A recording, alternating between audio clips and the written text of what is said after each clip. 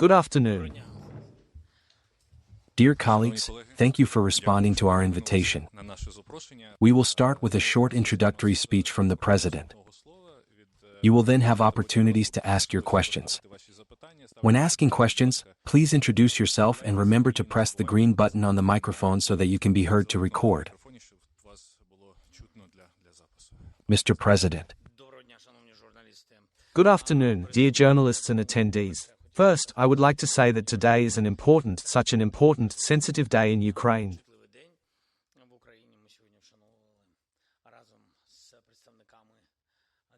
Today, together with representatives of the diplomatic corps, together with the First Lady, we honored our Ukrainian children, the memory of their death due to the war that Russia started in Ukraine, due to the killing of civilians, first of all.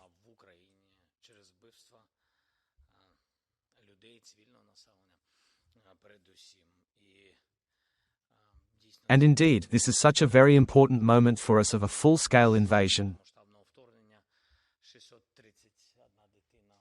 631 children died specifically from Russian weapons, from strikes, and the consequences of bombing. And hundreds of children since the beginning of the first occupations, another 11 years. And an unspecified number of children, information that we probably do not yet have, an unspecified number of dead children in the temporarily occupied territories.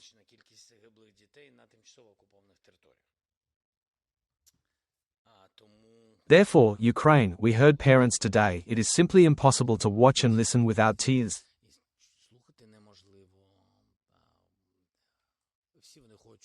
They all want an absolutely fair peace so that the war ends, but also justice for their history, for their families, which, unfortunately, they do not have. The young man who spoke is from Kryvyi Rih. With one strike, in Kryvyi Rih, his wife and 3 children were killed specifically by a missile strike. And they all talk about justice, just peace. In any case, everyone wants peace. As soon as possible. But so that evil is punished.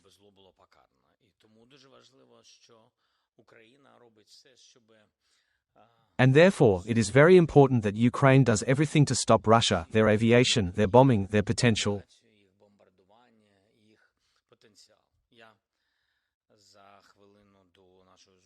1 minute before our meeting, or rather 5 minutes before our meeting, I awarded, by a secret decree, the soldiers of the Security Service of Ukraine for carrying out an important operation on the territory of the Russian Federation that resulted in the destruction of 41 aircraft.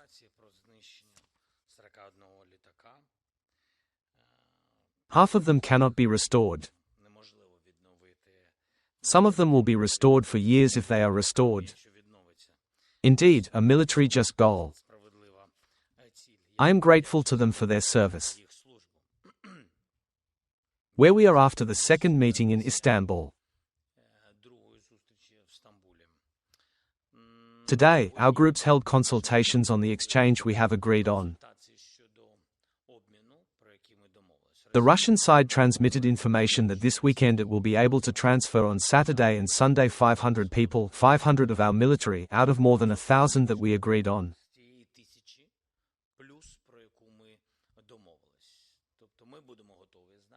That is, we will be ready to exchange on our part, ready to exchange the appropriate amount. So far, we have not received the lists. I think this is important. This time, unlike last Istanbul's, let's say, Istanbul 2, this time Istanbul 2, and now we have agreed. I told this to the minister before the meeting, and the Russians gave their word that they would give us lists in advance. The lists of whom we change are important to us. And we have not yet received the lists again. Again, there are some reasons, but we will still insist that the Ukrainian side receive the lists for exchange. Moreover, it is clear that the Russians will be ready to make the first 2 exchanges on Saturday to Sunday. As for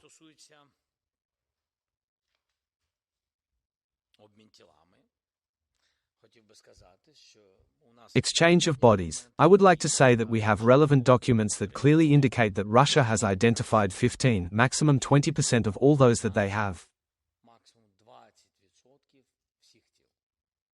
This is according to the documents they have. We will not say where we got these documents from. And our analysis says the same thing. Therefore, they agreed that let's all prepare properly so that there is a clear identification. Because we are not joking with our military and with our fallen, both alive and dead. It is very important that we get the bodies of Ukrainians, not the Russians they want to get rid of. Because we already had an example. And therefore, after the exchange, our position after the exchange, the work of preparing the body exchange will begin. Again, because of technically important things. And we believe that in this order it should be. Because it's not for PR, it's for important things. Bring back your own.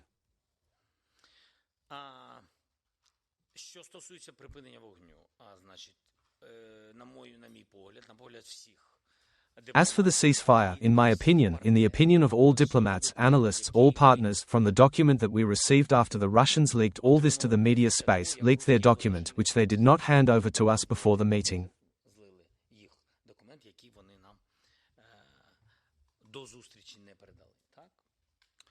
What was in the media coincides with the document that was received.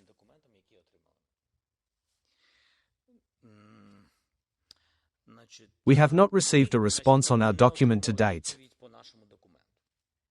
A document that Ukraine handed over before the meeting, as we all wanted. As the American president communicated with the Russian side, Putin promised Trump that we would receive the document, that they would hand it over directly to the Ukrainian side before the meeting. And a very important point. The American side, President Trump personally, said that even if you transfer, it must be, as he said, doable. An important point is that the document is doable. That's why we really wanted to get the document before the meeting. In my opinion, it coincides after reading the document, and in my opinion, it coincides with what we thought before the meeting, which is the reason for the failure to transfer the document to the meeting. I think this is important. Because the Russians understood that this was an ultimatum, and neither the Ukrainian side would take it, or no one would take it seriously, because there was an ultimatum. That is, this is not a memorandum of understanding. At least a memorandum of understanding, it should be two parties, not just one party demanding something. Therefore, it cannot be called a corresponding memorandum. That is, this is still an ultimatum of the Russian side to us. Okay. In our opinion, in my personal opinion, I believe that they did not give it to us because they understood that if it became public, then Ukraine would have every right not to come to this meeting. Not because we don't want to, but because it is clear that there will be no content of the meeting. That's why they did everything that way. Just, like thimble riggers. I can't find this Russian word. That's who. Definitely not about the highest level of diplomacy, or really about people who wanted to escalate and end the war. And that's why they did it. And for what? In order to demonstrate to the United States of America, this is only one content of all their actions, that they are constructive. For what? In order to have a postponement, which depends personally on President Trump. To postpone or not. Imposition of sanctions. That is, this whole game, all this theater, is in order to demonstrate artificial diplomacy, so that Ukraine comes and gives us 1,000 people. And again, not constructively, because there is not even an exchange list yet. As it was the first time. Why the ultimatum? I would just like to end this thought. If the question is about exchange, then I believe, firstly, we had exchanges. Yes, this is a serious exchange. More people. We want this. And this is the result. This is a positive for us. But I believe that the first Istanbul is no different from the second Istanbul. The same ultimatum things that they said out loud at the time, here they presented it all in paper. The same as it was in the first Istanbul. It's the same today on this paper. That is, it is not a doable document. That is, they postpone the maximum sanctions, they are afraid of them. And exchanges can also be made by group leaders by phone, talk through the lists, say that we are ready to change 500, 300, 1000, 2000. This can be done. Teams can work on this. No matter what. Everyone is interested in the exchange of people. Because they have, well, maybe they don't care about people, but nevertheless, there are still families who want to return their own. That is, they are not doing us any favors. They exchange military for military. This means that it was just a demonstration of diplomacy to postpone sanctions. Why is this an ultimatum? You have the document. If you pay attention, I'm just very briefly about some points. First point. Since the document is in Russian, we sent it in different languages, we sent it in Ukrainian and English. We received, here I have, in Russian. International legal recognition of the incorporation of Crimea, LPR, DPR, Zaporizhzhia, and Kherson regions into the Russian Federation, as well as the complete withdrawal of Ukrainian armed forces units and other militarized formations from these territories. That is, the first point, it is the ultimatum as much as possible. It definitely contradicts the Charter of the United Nations, contradicts common sense, contradicts the Constitution of Ukraine. By the way, they know about it. This is immediately the demand for the greatest reward for Putin for this war. And as I said, Putin said it would be doable. That is, they all understand that it is definitely not doable. Even if they want it, it's not doable. Moment. Next, the second point. Okay.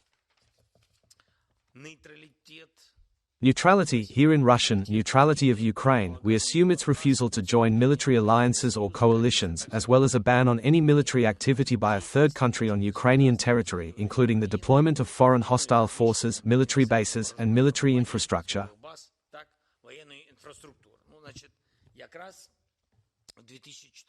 So, just in 2014, when Putin seized Crimea and part of Donbas, Ukraine had a legally defined non-aligned status.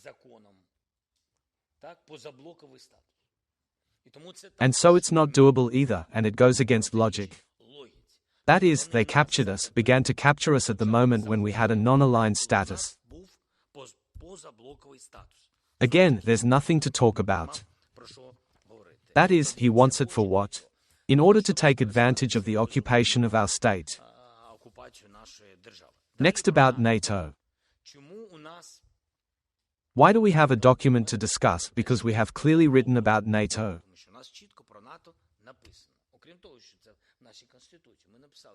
In addition to the fact that it is in our constitution, we wrote that this issue depends on the allies, on all members of NATO.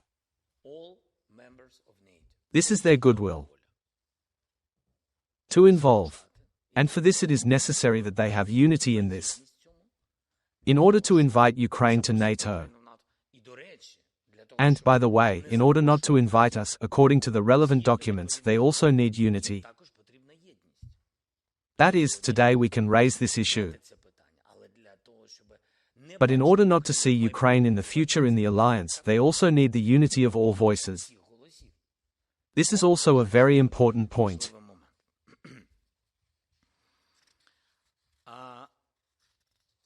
And then the third point. Termination and refusal to conclude international treaties in the future. It's just a restriction on the sovereignty of any state. Ukraine is no exception.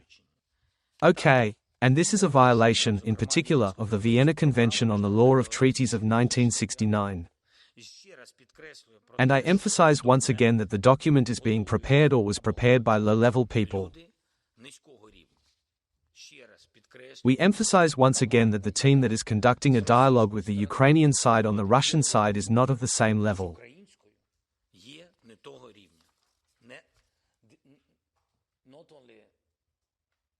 Not decision makers, they do not have the relevant knowledge of what is happening both in international law and in Ukrainian legislation.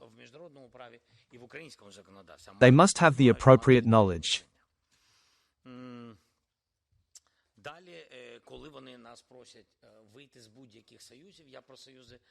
Next, when they ask us to withdraw from any unions, I commented on alliances, then Russia, which is today in the union, in the CSTO, should withdraw from the CSTO if they talk about mirror steps.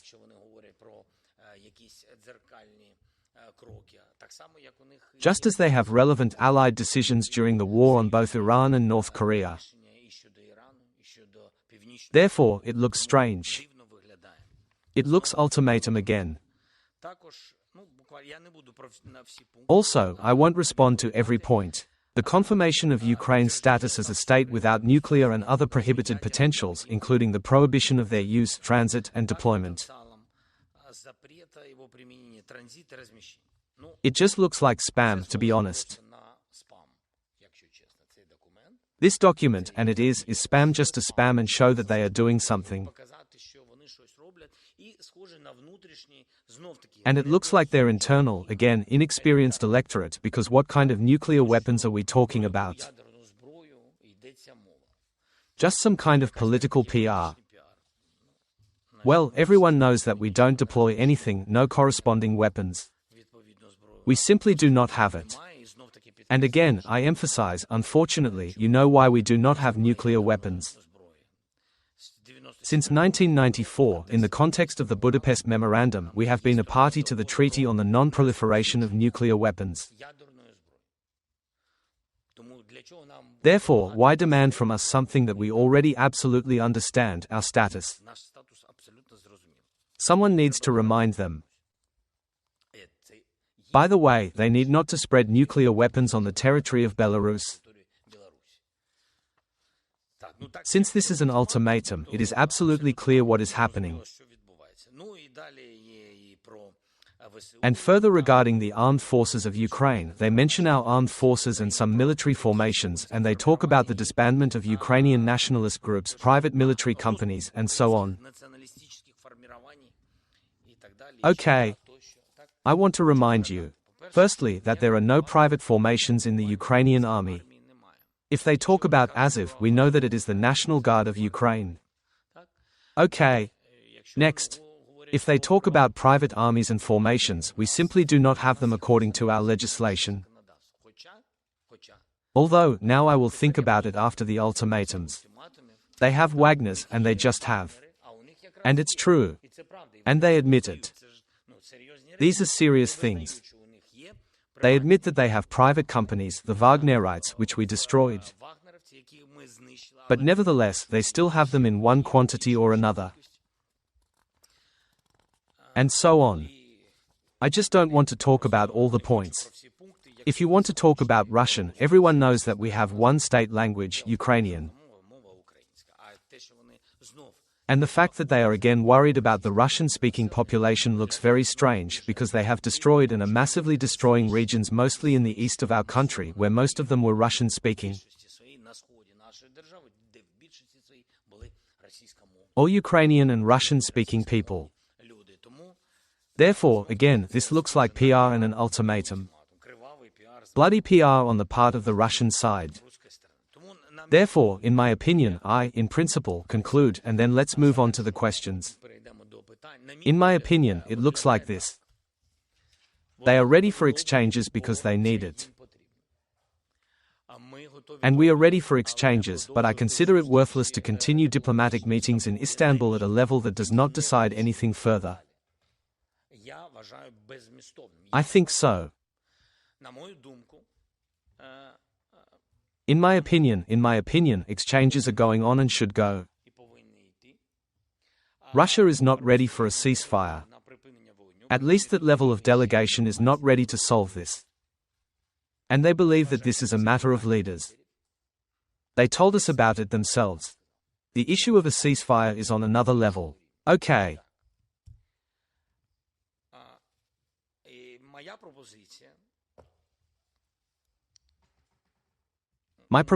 We propose, and I think that our partners can support us, but we offer the Russians a ceasefire until the leaders meet.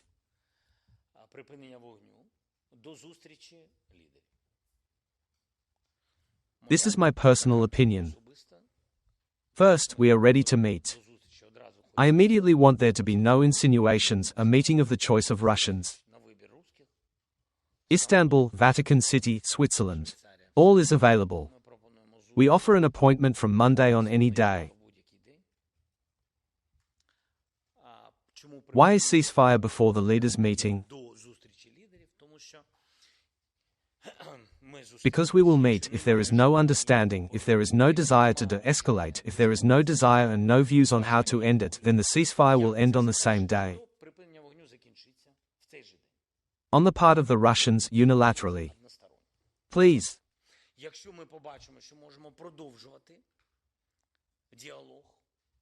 If we see that we can continue the dialogue and are ready for appropriate de-escalation steps, then we will extend the ceasefire with American monitoring, with American guarantees of mediation.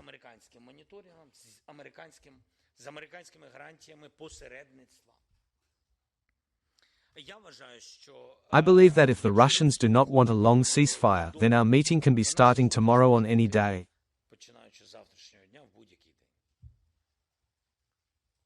This means that there will be a ceasefire for a day, 2, 3. They wanted something there for Easter on May 9th. My personal suggestion. All sides will benefit from this if they want the war to end. If President Trump supports such an idea, we would be grateful. President Erdogan, I am sure, will support because during our conversation he said that he would like a meeting of 4. President Erdogan, President Trump, me and Putin. We are ready for such a meeting on any day.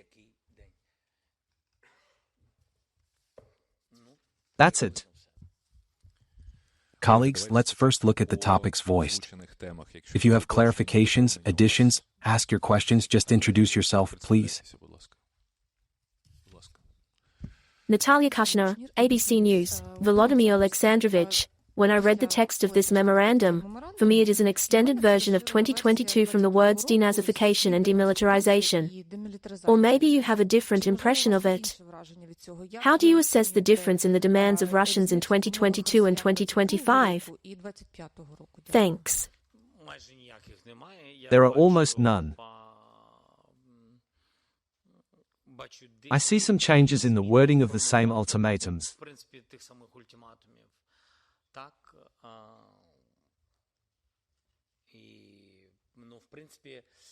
The content and spirit are the same, I think so. There are additional areas where they wanted the physical destruction of the leadership, for example. Here they are talking about the electoral process. I don't see a change in content.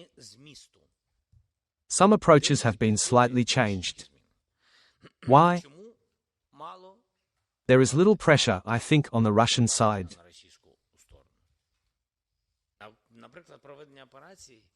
For example, conducting operations helps us so that the rhetoric in the United States starts to change, that Ukrainians are losing this war and we don't have tools, cards, etc. Now it sounds a little quieter. I say this very carefully because now our team is in the United States of America and the mood has really changed in political circles. There will be a briefing now. Today there will be a major Senate briefing from our team, Vice Prime Minister Svirodenko and Head of the Office Yermak. Next will be First Deputy Minister of Defense Boev. Next will be my Sanctions Commissioner. And there will also be Palisa, the military advisor. That is, there will be the whole picture of the Senate from sanctions to stolen children, from the situation on the battlefield to special operations.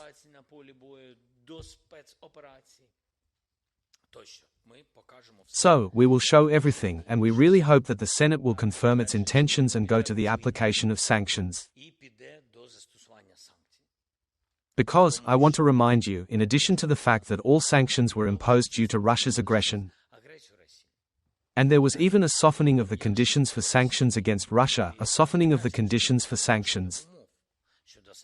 And the American side said that if the parties do not agree to a ceasefire, there will be sanctions.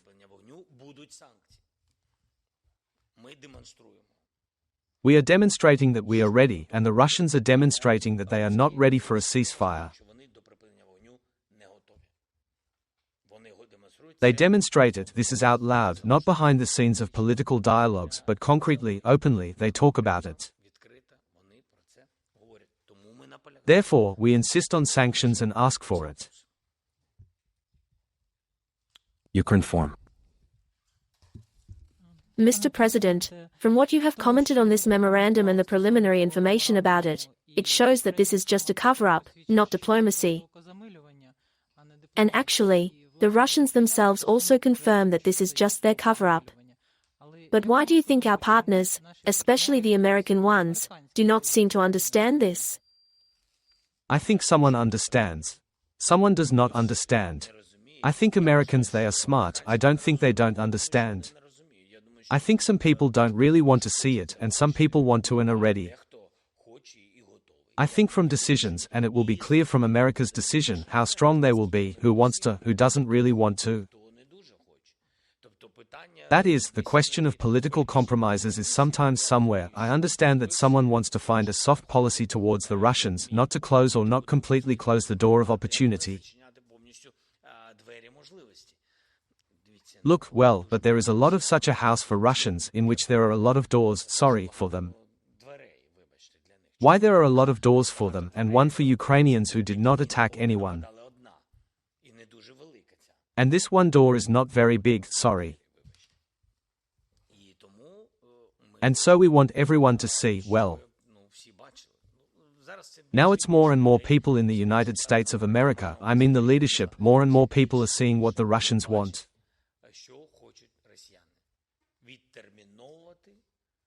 To postpone by artificial diplomacy without serious decisions.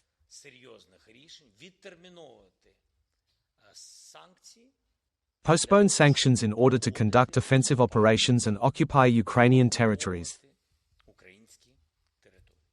That's what they want. Next, please. PBS. Volodymyr Zelensky, PBS News. Mr. President, you said that your team is now in Washington. They will be briefing from the Senate today. There have already been meetings with Rubio, with Kellogg, with Witkoff, senators. Today will be there will still be a big event, such a briefing. But we understand that, in fact, the Senate is already 80% ready. There are enough votes there to introduce these sanctions. There is, in fact, no political will on the part of President Trump. In what way, apart from this briefing with his team, do you have any direct dialogue in order to get this political will to impose sanctions? And if possible, the second question is to clarify what you said. You mentioned that you are proposing ceasefire, which will be under American monitoring and mediation guarantees. Can you tell us a little more about what it should look like? First of all my conversations with President Trump, they are public. In one form or another. Some conversations' content may not be entirely public, but the meeting or conversation itself, as a fact, is all public. I frankly didn't have any others. Meetings and conversations with American management of another level from the Ukrainian side are constant. And many of them are non-public. Because there are quite a lot of them, and they must bring some result in order to be public.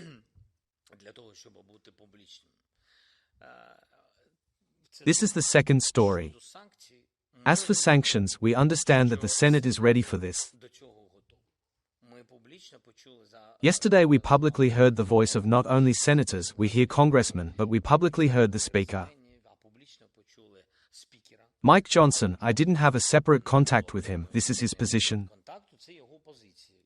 And I am very glad that there is such a position that they are ready to support it. But it is very important that President Trump is ready to support sanctions. His last signals were that he wanted to give the Russians more opportunities. I believe that it is very important for us that the Russian was promised to hand over the doable document. It is not doable. According to the law. Not only my political will. This is very important so that no one later says that Zelensky is difficult to negotiate. I'm not simple, but there is legislation. Legislation cannot be moved back and forth in some way. This is not about advocacy, someone, or something. This is not a debate. There is specific legislation, international, and there is a constitution. Therefore, there is what is. There is a legislative foundation. And that's why it's important that we all be consistent. I support the consistency proposed by the American side. Ceasefire or sanctions. We didn't want sanctions against us. We support the ceasefire. The Russians probably do not care. Then we ask you to apply sanctions. Your second story was, sorry. Ceasefire, which you propose to be with American monitoring and mediation guarantees.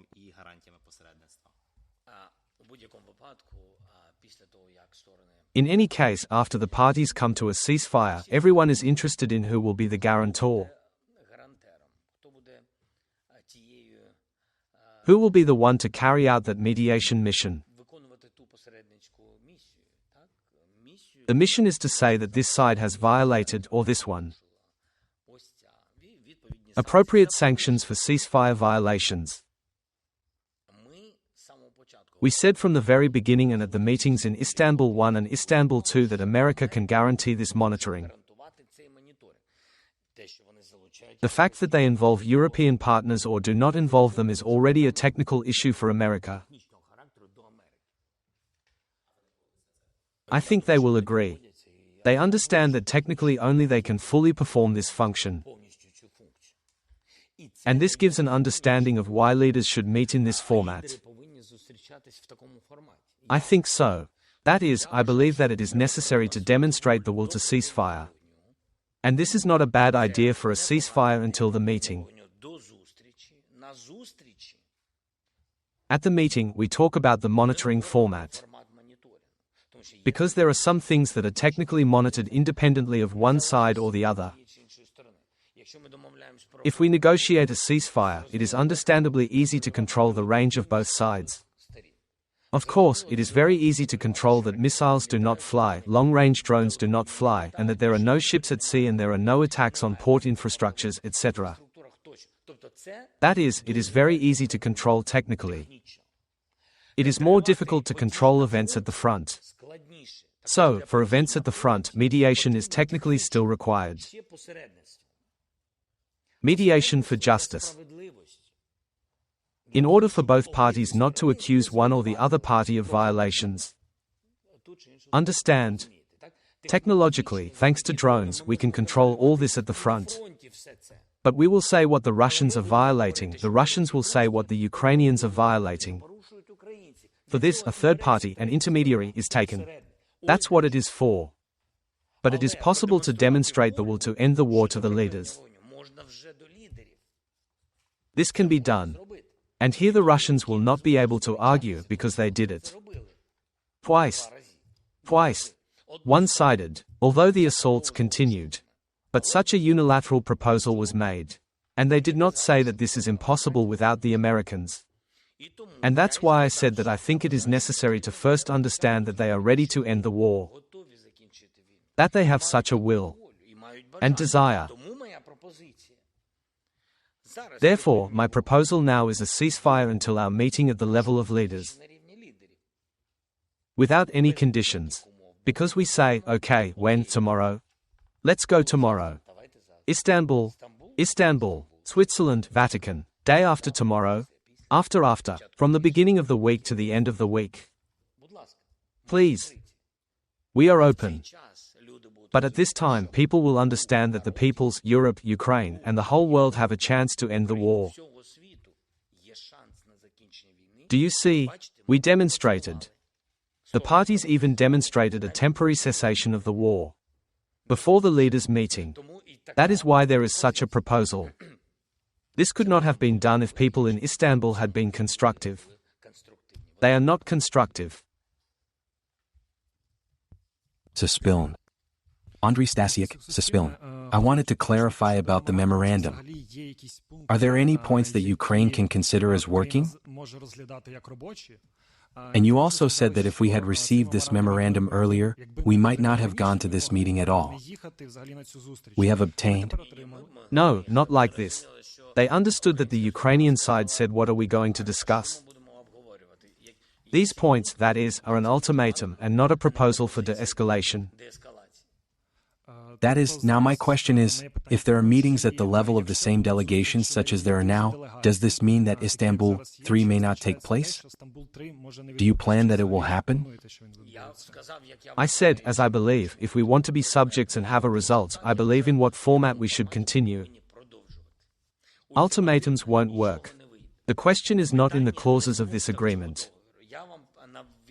I didn't just give you isolated clauses, I explained things to you step by step. But I can continue to speak until the end. The question is not this or that point that can be fulfilled or not, but that the spirit of this document is an ultimatum. It is necessary to change the spirit of the document. And then other approaches to certain issues will be changed. About people, about territories, about de-escalation, about ceasefire. That is, if you don't want to, you write like this.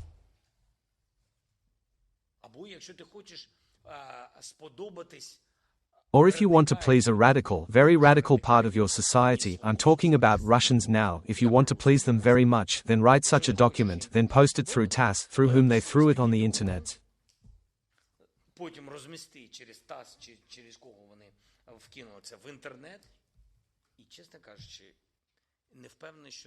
And frankly, I'm not sure that even this will satisfy their radical people who want to completely destroy you and me with nuclear weapons and then destroy all of Europe. They talk openly about it. Have you heard this team talk about children? Yes? I don't even want to quote them about European women. Okay, about children is their position. About other points, about territories, this is their position. About Ukraine as a whole, their position. We will go further, all the way to Berlin. Look, it's even sad. It's sad to watch this. The second short question is about the commander of the ground forces. Have you decided on your candidacy? Not decided. Thanks. The New York Times, please. I want to find out. You are proposing a ceasefire until the leaders meet. Can there be a meeting of the leaders without a ceasefire? And very briefly, because you have already said, what makes you think that the meeting of leaders will change something significantly? My opinion, if we will have a ceasefire, My opinion, if we have a ceasefire, a short one, before the meeting of the leaders, it seems to me that this is the mood, the spirit of the meeting.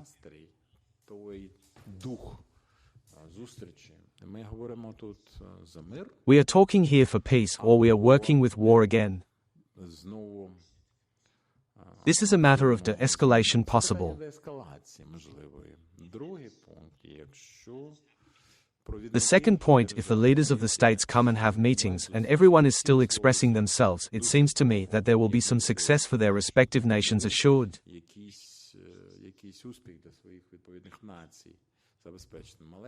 Small success, greater success, but it will be another stage in our progress towards peace.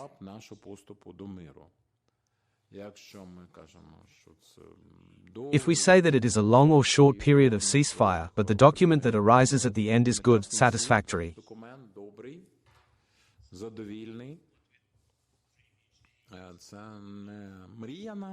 This is not our dream, not what we dream about every day, but it is a very decisive measure that leads to peace. The second point, if we are talking about humanitarian issues, children. How to get thousands of children back? It's not a day, not a week, not a month. I don't know how long it takes. And this is very sad. But they can grow up. Some children will become adults. I want to emphasize this. We can start this discussion, find some mechanism to bring our children home. We must do everything we can.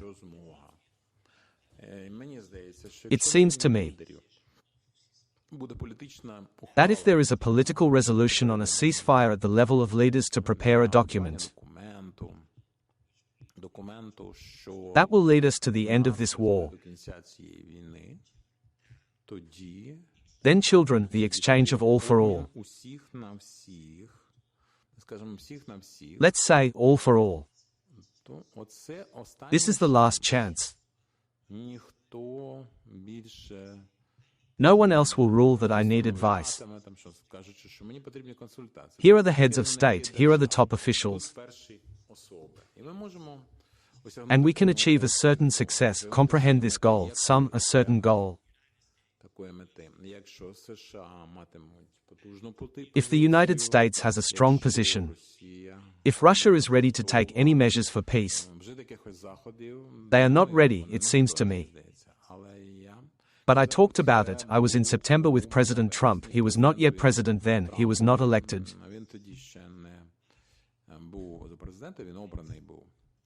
But I said that personally Putin does not want any peace.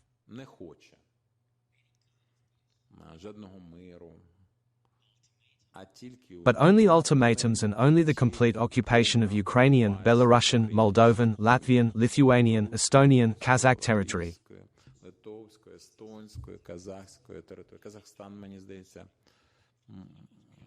It seems to me that Kazakhstan may be closer in line, God forbid, of course, but we are talking about threat options. And he is acting in this direction. And also Poland. I spoke with the new Romanian president. I said what the occupation of Ukraine is. Everyone understands that this is the occupation of Moldova. Immediately, they find themselves on the border with Romania. Immediately. It will be very fast. During. So, that's what he desires. And we do not need to wait for Putin personally, we do not need to wait for the time when he will be ready for peace.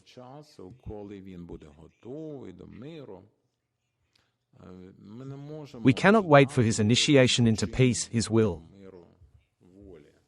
We need to put pressure, and maybe then there will be peace. We will gain.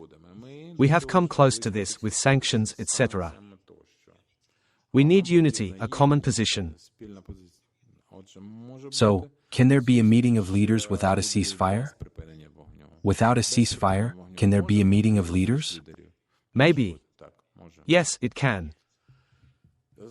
Again, I don't want to be too flexible with the ceasefire.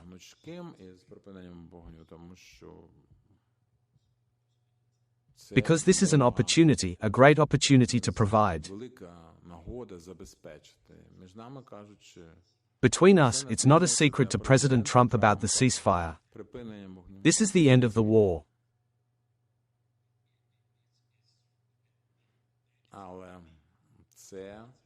But this is a big progress towards the end of the war with the Russians. I think so. But even if there is no ceasefire, if the question is directly whether we are ready for a meeting at the level of heads of state without a ceasefire,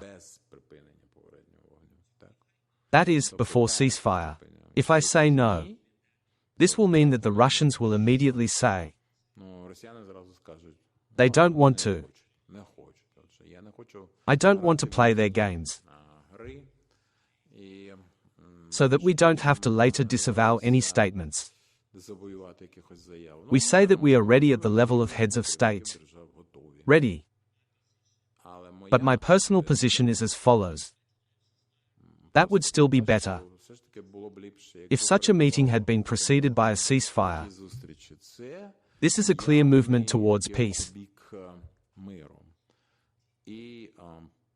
The reason for the meeting and then the ceasefire to support de-escalation or not to support it.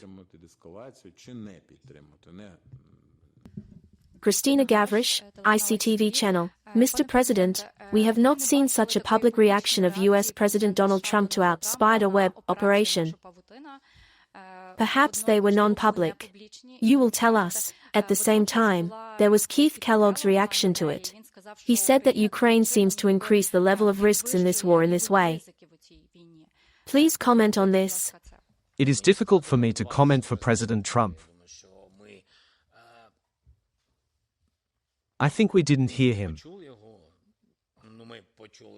We heard several people around him. Probably this is their common opinion. I think so. I don't know, honestly, I don't know.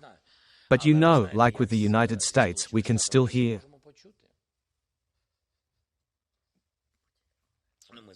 We know in general that we are absolutely fair. We did not shoot at civilian infrastructure, at children, what the Russians are doing. We didn't do any of that. Okay. And we did absolutely fair things. And we did it at such a level that the intelligence of all countries, believe me, all very serious countries, said,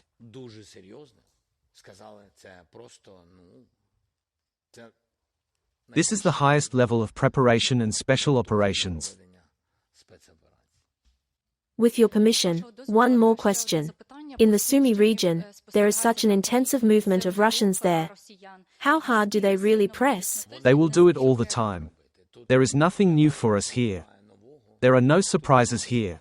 The military knows what to do and is doing everything they can. Honestly, that is, the Russians, this was their history. I told you this honestly. Which of the directions will they choose the main one?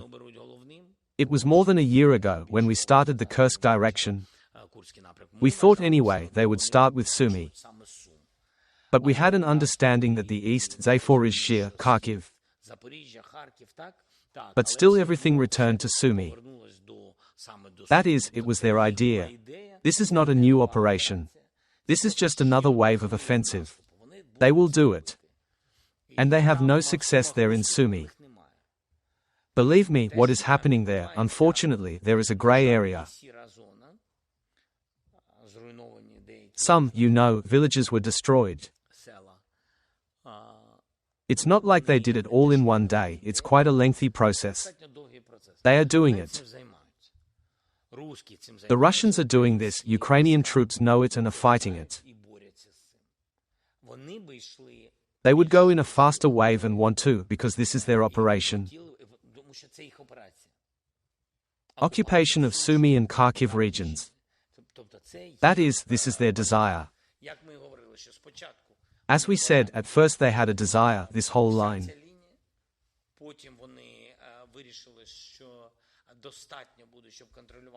Then they decided that there would be enough to control and destroy Sumy and other important cities. 30 to 40 kilometers from the border will be enough. Then they reduced it to 7 to 10 kilometers because they understand that they do not have enough strength. Believe me, there are no good reasons there. They just don't have enough strength. If it was enough, they would go further. And this is their content. And therefore, they postpone all these measures so that there are no sanctions and there are no decisions. It seems like diplomacy. You see, everything is fine. And you know, it's possible to talk the real peace to death. They are truly talking the end of the war to death in a way that plays well in the press and media. That is, they will talk to death to some companies, to other channels. They will take former anchors of CNN, Fox, and others. Both. I don't mean Republican or Democratic media. No, all. They take X1's search work. There are contracts. We see their movement, what they do. They are blinding us with smoke and dodging the topic. And we are doing everything to prevent this from happening. Their main narrative is as follows. That is, to show that Ukraine does not want peace, Ukraine will lose the war. Everything must be done so that America withdraws from the negotiations, so that America does not impose sanctions then.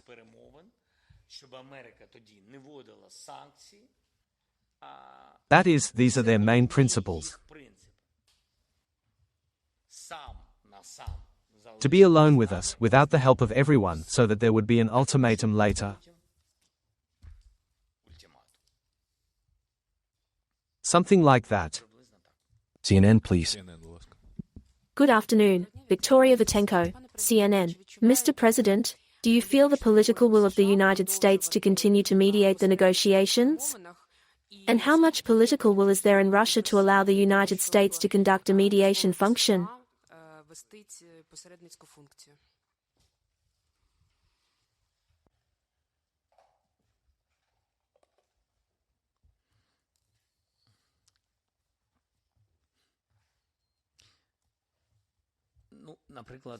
For example, in Turkey, the demonstration of American mediation was absolutely clear. The Russians did everything to throw them out of the negotiating platform. Which they did. They did it once. Everyone was surprised. Yes, absolutely. Because, somehow it happened, ugly. It seems that we were gathered in Istanbul, to be honest, by the Americans. And the agenda was very difficult because we wanted specifics.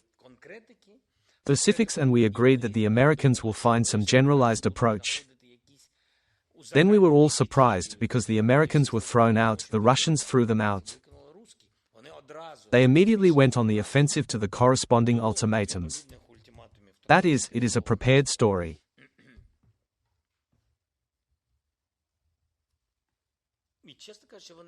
To be honest, they are not very happy with Turkish mediation.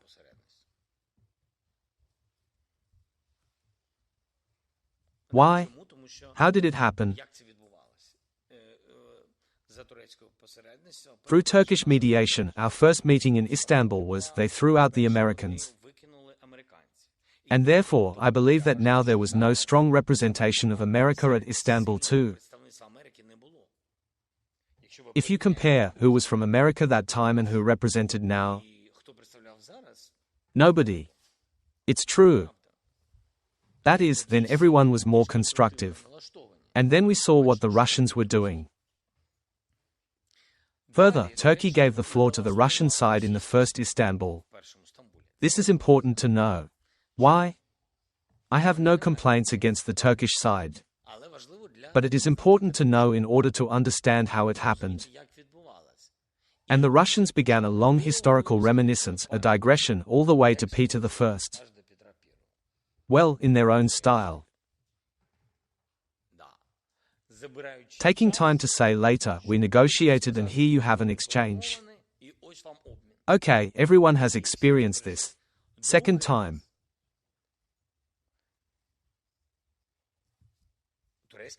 The Turkish side rightly gave the floor to us, the first. And we moved on to specifics to the agenda.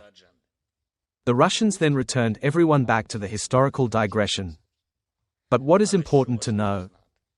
That the Russians, according to our information, are very dissatisfied with Turkey's behavior. Very dissatisfied. You see, kings and gods. Colleagues, we have been talking for almost an hour and we will conclude soon. 2 more questions. Yours, please. And there is Bloomberg on the other side. Katerina Denisova, Kiev Independent. Mr. President, at what stage are negotiations with the United States on a potential agreement on the purchase of American weapons? What do you see in this deal? How can this mechanism work? Thanks. The agenda of the meeting of the Ukrainian team with the American side yesterday, is as follows. The first one, where we are with the mineral deal. And we really understand from our side that this is a positive on the American side. And there will be a meeting today with Deputy Prime Minister Sviridенko. I think with Bezant today. A meeting on the deal, on our proposals. On the free trade agreement between Ukraine and the United States. We offer. She will present everything. She will also present on the mineral deal today in the Senate, and she will also present it to Bezant where we are at this point and on the free trade agreement. The second point of this agenda, not the second point, that is, two agreements, it is the first point on free trade and defense agreement.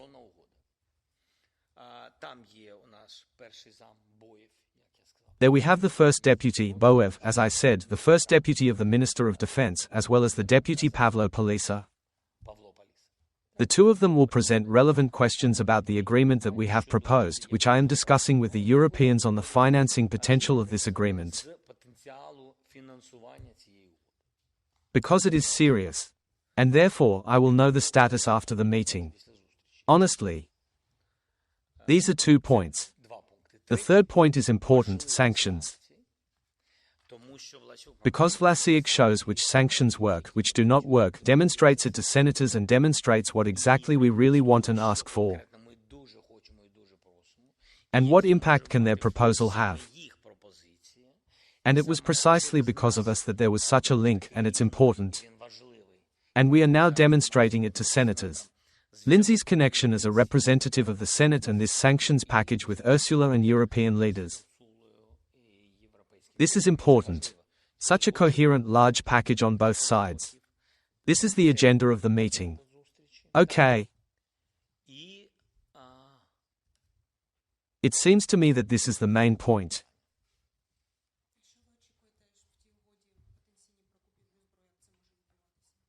My suggestion was as follows. We have underutilized money. We have it. Which were voted. Nothing new is needed. Which were voted by Congress. Last year. We would like to use them. But at the same time, we show that we can use them. Or a separate strong deal. Defensive deal, and some extra money. Because President Trump, he likes deals. For us, it can be win-win. An important deal. The weapons we need are important there. The main questions are all written out. What a weapon? In what quantity? To be honest, I don't see any serious challenges here. Because it is in this agreement that we want to take the weapons that, for example, representatives of the Middle East at one time or another bought in such and larger volumes bought American weapons. Therefore, I do not see that we are asking for something incomprehensible, fantastic. It depends on President Trump. Bloomberg, please. Last question. Thanks. Safronova Olesya, Bloomberg. Actually, I have a small clarification. If we go back to the question that you are proposing a meeting of leaders even without a ceasefire, how long are you willing to wait for Russian signals that they are preparing this meeting? Do you have any deadline? Is it weeks, or months, or how much? And what deadlines do you set for yourself and your team so that President Trump, even if the Senate passes a sanctions bill, still signs it? After all, signs this bill and did not look for any additional stories to postpone it? How I look at it. I believe that if there is no position on a ceasefire, sanctions should be imposed. In general, I believe that sanctions should be imposed if Russia does not want to end the war. But again, the American side says, well, wait, this is a lot, we need to find a compromise. And that's how they put it.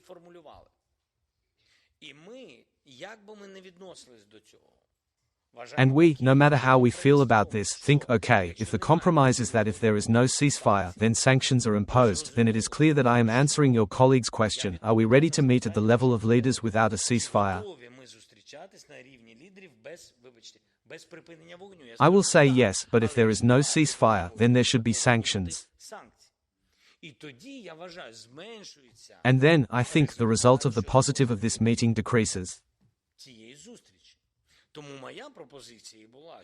Therefore, my proposal was that it seems to me that the Russians can demonstrate, which means to go to a ceasefire before the leaders' meeting, that is, we do not know how long it will be, it depends on them.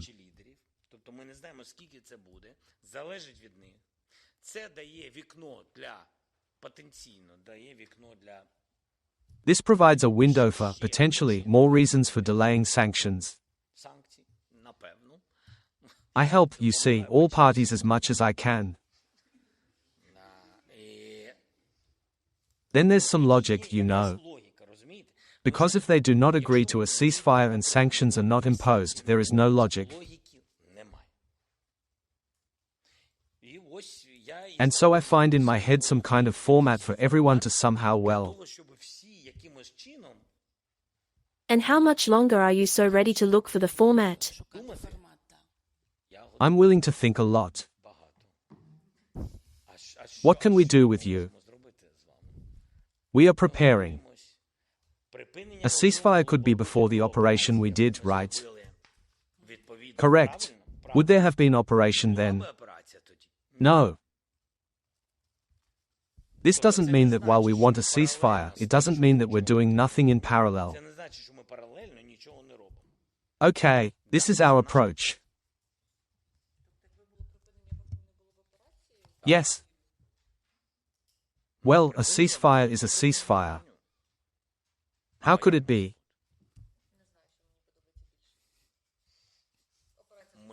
We do not evaluate with you, to be honest, what you and I like or not.